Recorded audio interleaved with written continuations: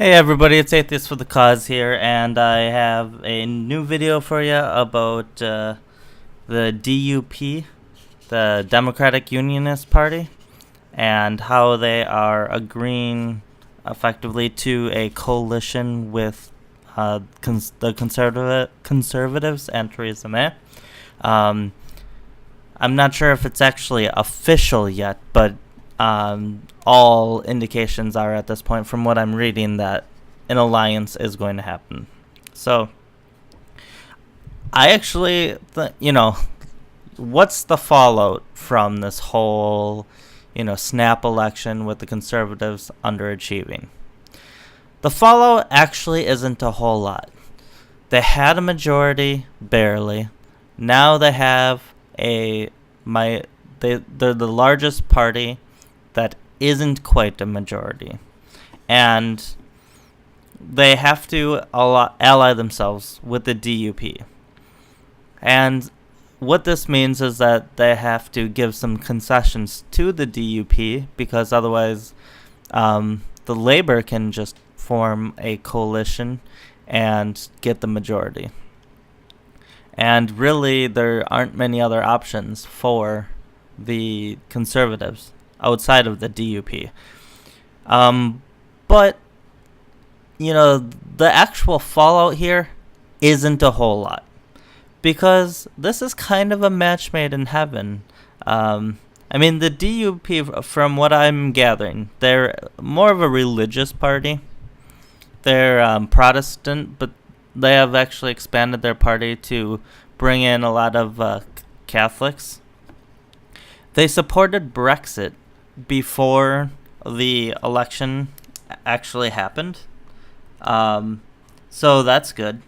And if you are pro-Brexit like I am, and they're socially conservative, so that makes them, a really good match for the conservatives. Some of their, socially conservative views are things like opposing same-sex marriage and being pro-life, where they oppose lifting an abortion ban. And then they were actually anti-labor before the election, and said that they wouldn't ally with the Labor. So, they set themselves up to be for this alliance with the conservatives before the disappointment even came. And that's how the conservatives can be pretty sure that the DUP will work with them very well. I've also read that the DUP, they're very good negotiators. And that's exactly what you need at a time like this, when you're trying to negotiate out of Brexit, or out of the European Union. And it sounds like the DUP may have pressure for more of a soft Brexit, because Northern Ireland voted 54% for Remain. But they were a Brexit party, and I think now that they're with the conservatives, wanting a hard Brexit, I don't see why that would be one of the things they would argue for. So I think a hard Brexit is going to happen now. And I don't think the conservatives will have to give on Brexit at all. What I see happening is the DUP of Northern Ireland basically getting some Northern Ireland pet projects or things that really help Northern Ireland as a region, and don't do so much maybe for the entire country, and then they can give up those small things while protecting their hard Brexit. And one of the things that I read that the DUP can do for Northern Ireland is they oppose fuel payment cuts.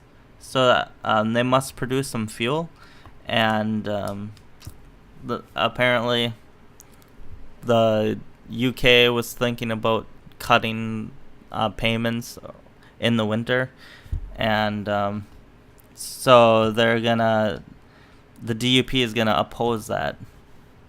It sounds like they have a financial benefit here.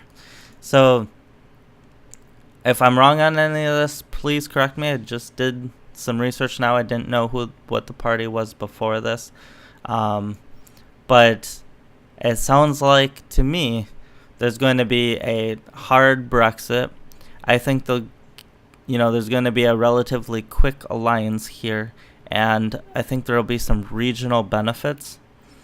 And a lot of the things the Conservatives and the DUP already agree on, so I don't really see where, I actually see this could be a beneficial alliance, to be honest, because as when a party when they get too powerful, they go too far one to the extreme. So like the Conservatives were going too far to the right. Maybe the DUP can protect the internet, freedoms and things like that. So we'll see what they do on maybe they'll be like, hey, maybe you shouldn't do that whole fox hunting. Maybe you shouldn't lift that fox hunting ban that is outraging people. Just drop that. And I mean, if the DUP can get some of the craziness out of the Conservative Party, which I think they're willing to drop anyways, get some regional benefits for themselves, and get a hard Brexit for the UK, that would be a good combination of helping the UK remain sovereign, helping the party long term with regional benefits, and staying true to their principles, even with being socially conservative. I mean, everything here is lining up. This is a match made in heaven. The actual fallout of this is not going to be for the Conservatives. It's an annoyance, but it's not actually that huge of a deal. And for the UK, it could be good that the DUP will constantly be, another voice that the Conservatives have to listen to after running a terrible campaign and doing a lot of crazy stuff. Hopefully this will be a return to normalcy. So I'll talk to you guys later. And if you were pro-Brexit, a lot of Remainers are celebrating. They shouldn't be. This is a disappointment for them. They came really close to disrupting Brexit, but they failed. And they're not going to get a soft Brexit. And if you're a Brexiteer, be happy. I mean, are you a Brexiteer or are you a Conservative loyalist? So the Conservative Party was hurt a bit, but the hard Brexit is as strong as ever. So have a good one, guys.